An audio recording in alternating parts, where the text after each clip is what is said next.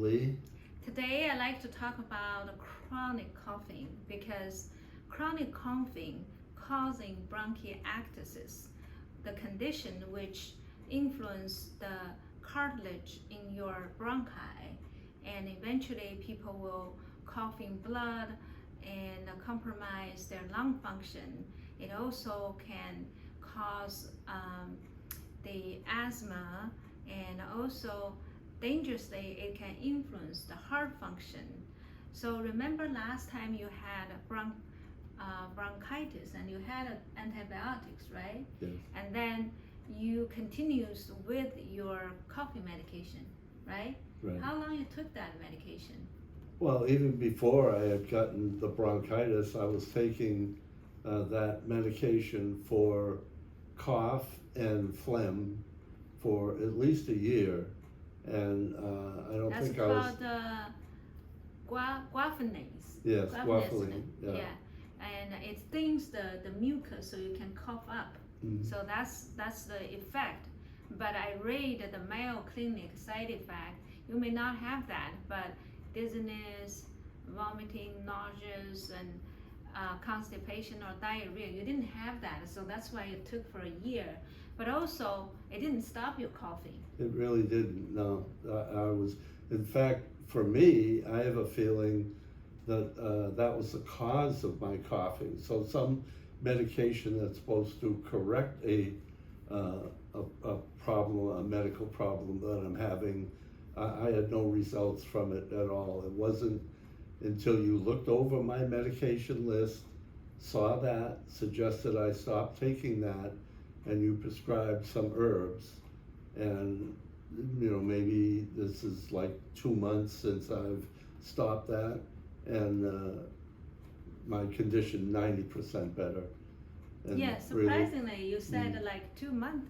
You suddenly run out of that medication. yes, You and stopped. right. And then I asked you, did you continue with your herbs? You say yes.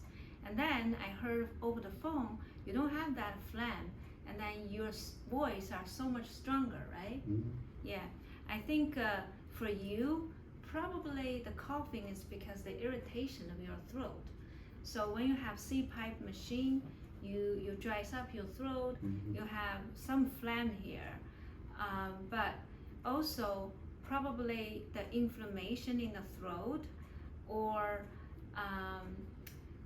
anyway, the herbs are addressing phlegm, inflammation, either bacterial infection or virus infection.